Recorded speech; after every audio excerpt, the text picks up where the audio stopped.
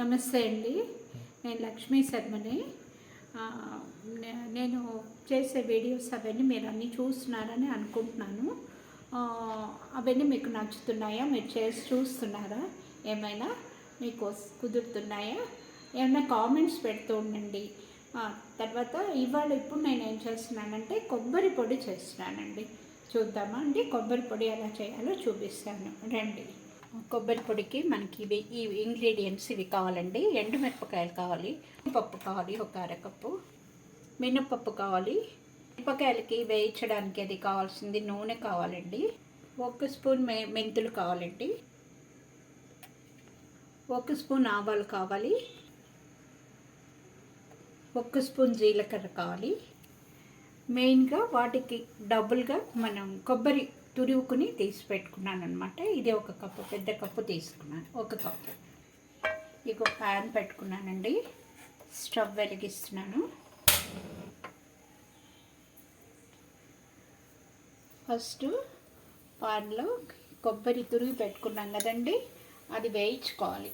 నూనె అంతా అక్కర్లే, ఆల్రెడీ కొబ్బరిలో నూనె ఉంటుంది కాబట్టి మన నూనెకి ఏం అక్కర్లేదు. ఇది ఒక 2 నిమిషాలు కొంచెం ఒక పచ్చి వాసన అంతా పోయేదాకా వేయించాలి. ఇదిగోండి పొడి పొడిగా అయిపోయింది. ఇందులో నీళ్ళంతా కూడా ఎగిరిపోయినాయి, పొడి పొడిగా అయిపోయింది అనమాట. దీన్ని నేను వేరే షిఫ్ట్ చేసేసుకుంటున్నాను. ఈ పాన్లోనే కొంచెం ఒక 2-3 స్పూన్స్ నూనె వేస్తున్నానండి. మిరపకాయలు వేసేస్తున్నాను. ఇది ఒక 50 గ్రామ్స్ కంటే కొంచెం ఎక్కువ ఉంటాయి, 75 గ్రామ్స్.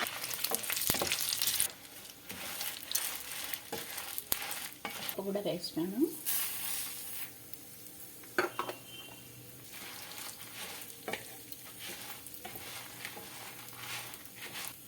ఒక స్పూన్ ఆవాలు వేస్తున్నానండి, వేసి 6 స్పూన్ మెంతులు వేస్తున్నాను.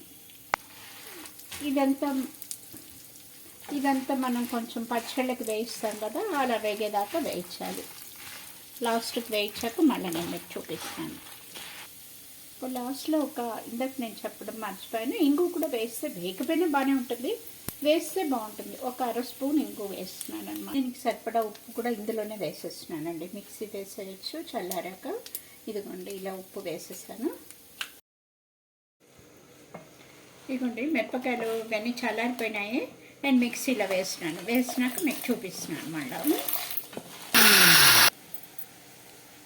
ఇది 3 అంతులు మిక్సీ అయిపోయిందండి. ఈ కొబ్బరి కూడా ఇందులో వేసేస్తున్నాను. వేయించి పెట్టుకున్నాం కదా ఇందాక మనం, అది కూడా ఇందులో వేసేస్తున్నాను. ఇందులో ఇందాక మనం ఆవాలు మెంతులు వేసాం, జీలకర్ర యాక్చువల్గా పచ్చిగా వేస్తే బాగుంటుంది, అందుకని లాస్ట్లో ఒకసారి వేసేసి లైట్గా తిప్పేస్తే బాగుంటుంది అన్నమాట.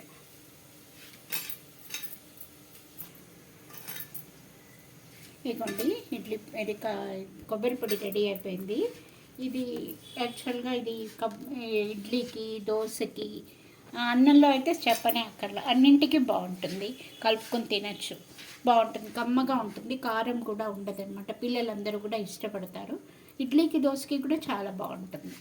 ఇందులో కావాలంటే వెల్లుల్లిపాయ కూడా వేసుకోవచ్చు, నేను వేయలేదు. మీరు కావాలంటే వెల్లుల్లిపాయ కూడా వేసుకోవచ్చు, పచ్చిగా అయినా పర్వాలేదు, లైట్గా వేట్ చేసి అయినా పర్వాలేదు. వెల్లుల్లిపాయ కూడా వేస్తారు కొంతమంది, వేయచ్చు, నేను వేయటం లేదు. మీరు కావాలంటే వేసుకుని ట్రై చేయండి, ఎలా ఉంది నాకు చెప్పండి. సబ్స్క్రైబ్ చేయండి, కామెంట్స్ పెట్టండి, బెల్ బటన్ నొక్కండి. ఎలా ఉందో నాకు ట్రై చేసి చూడండి. Thank you.